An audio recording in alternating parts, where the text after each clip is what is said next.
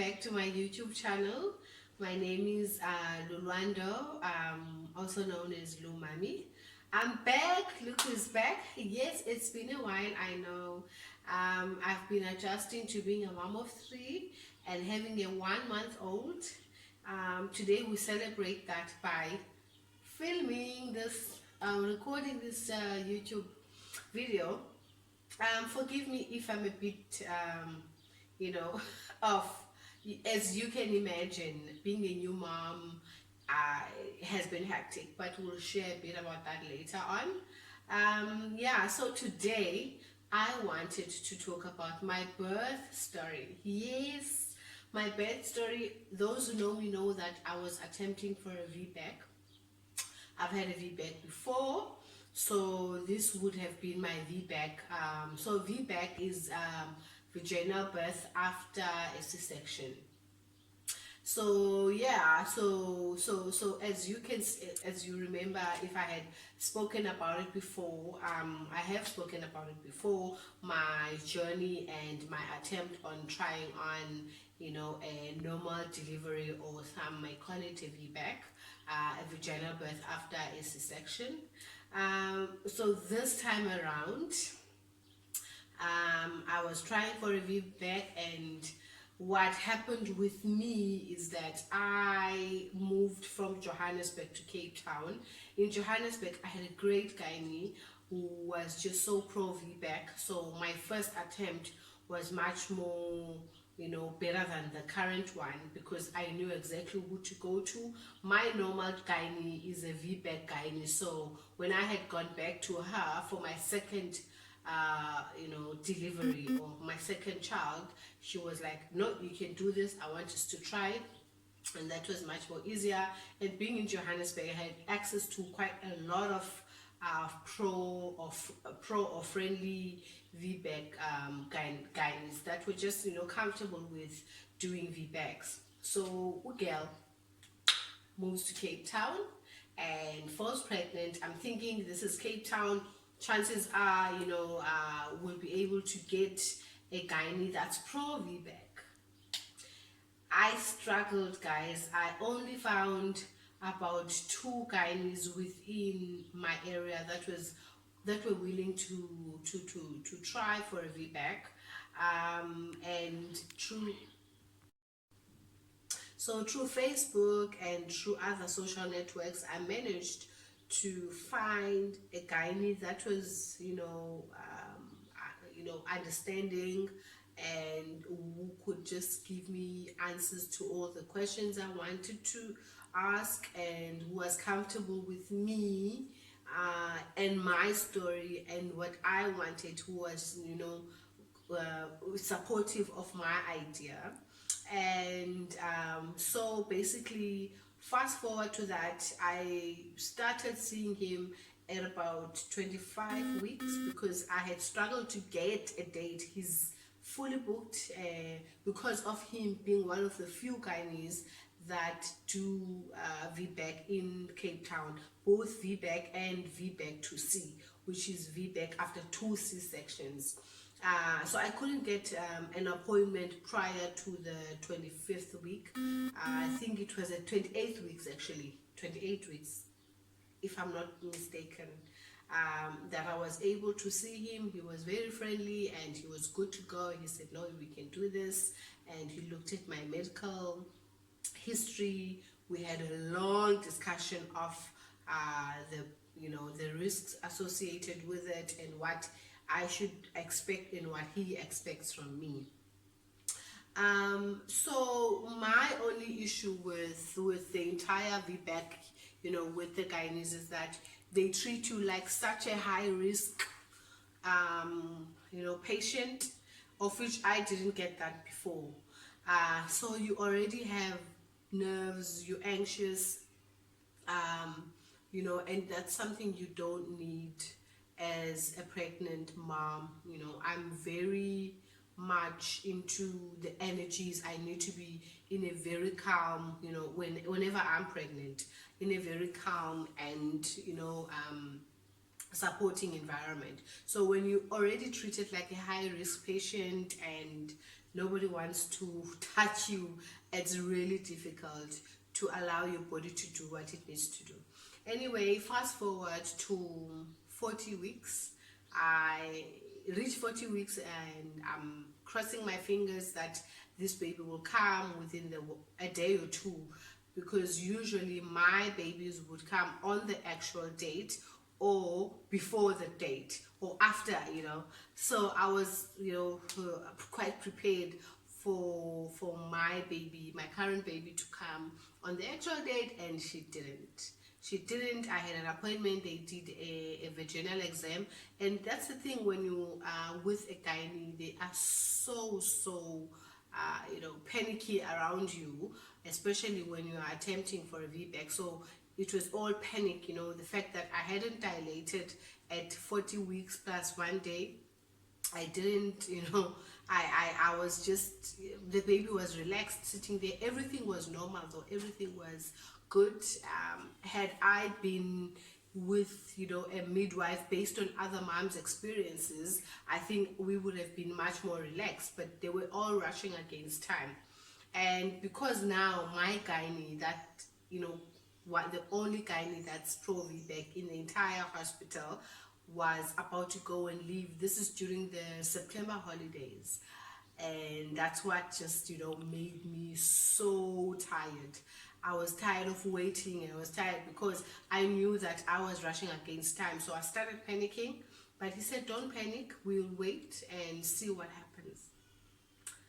Come 4 days, 5 days, 6 days, my limit was the 6th day. I think I can hear my baby crying, guys. I don't know.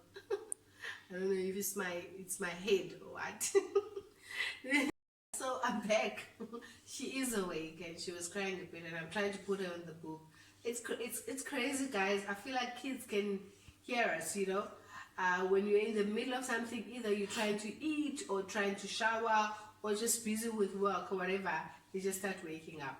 Anyway, say hi to baby Zoo. So come the 6th day, labor hasn't started. I'm exhausted, highly emotional, and I'm just over the entire pregnancy. I started talking to my doula. I had a doula who's going to support me when labor starts, and she would have started from home. Nothing's happening, and my doula says, let's make sure that we are all in force. So that then means when you are in force, you are constantly kneeling. So Lado, so you're constantly kneeling. You're kneeling on your knees, and then your arms are also on the floor. And I had then had another appointment. This is something I forgot to share, actually. I had an appointment with a gynae 2 days prior to the 6th day, and then that's not my gynae. And that gynae was like, no, why would you try a VBAC after a C-section?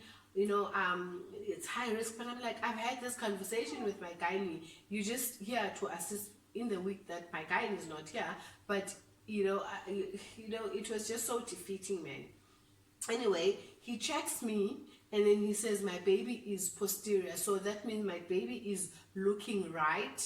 So she was head down, and no, actually her back was in front, and then her stomach or her front was towards my spine, so towards the back.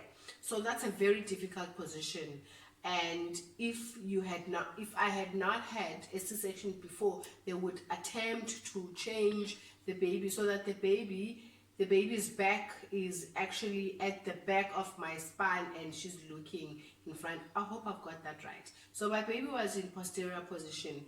There was no way he was going to attempt me for a VBAC. And he says to me, listen, if you go into labor and it becomes an emergency C-section, it's going to be very difficult. For one, and then secondly, if you go into labor and you attempt to have your baby, it's going to be a very long labor, and it's going to be a very difficult labor. And those are the things I didn't want to hear at the time, and I'm exhausted. I think Cape Town was extremely hot that day. Labor starts, but it starts coming and going. it's more than just Braxton Hicks, and I knew that it's not Braxton Hicks on the 6th day. And so I'm hoping that the baby has changed, because literally after my appointment 2 days prior to the 6th day, which was a Friday, I think, I've been on all fours. So I've been kneeling, I've been doing the exercises that my doula had recommended. I have, oh my gosh, guys, I'm back. She's sleeping, or trying to sleep. Anyway, so I was on all fours and I was bouncing, doing all types of exercises to encourage the baby to turn and be in the right position for labor to be okay. But on the 6th day, I called my hubby and I said, listen, this is just not happening, and I feel like my body is trying to give me a sign that perhaps, we've reached the end of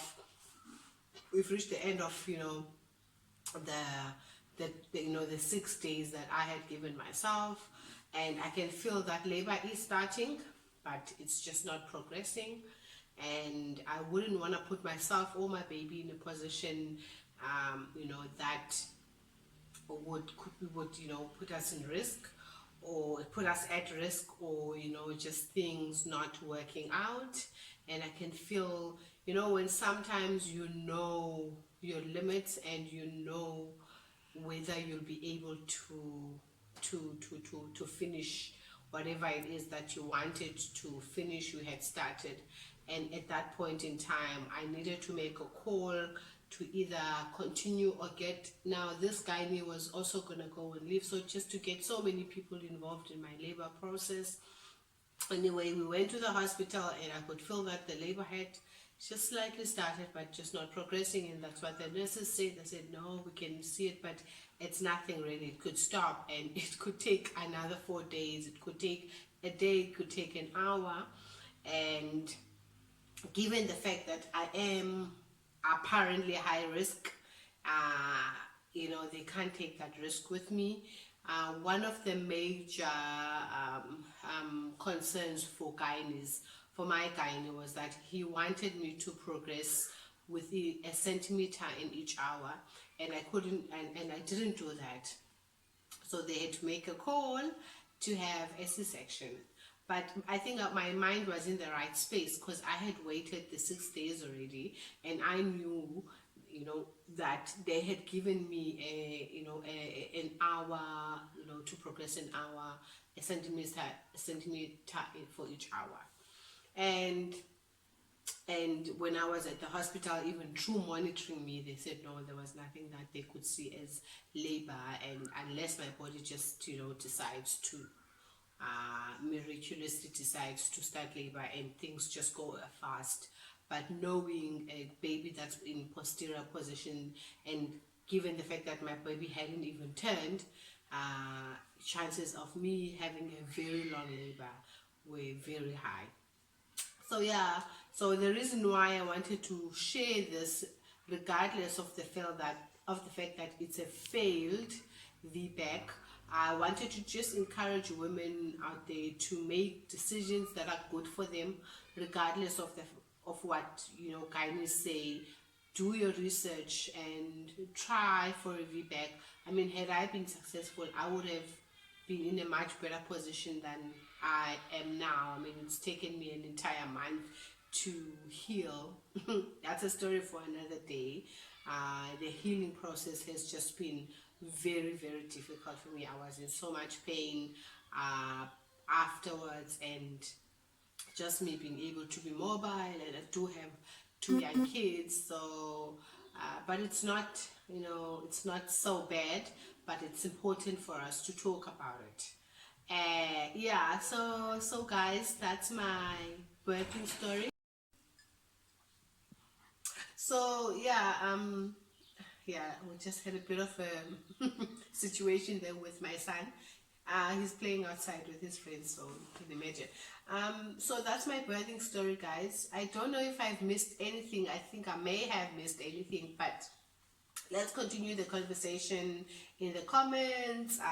Let's continue on Instagram at Lu_mommy, and on YouTube at Lu_mommy. Let's continue the conversations on Facebook as well at Lu_mommy, or yeah, and let's just keep talking about it. I'd love to hear more stories.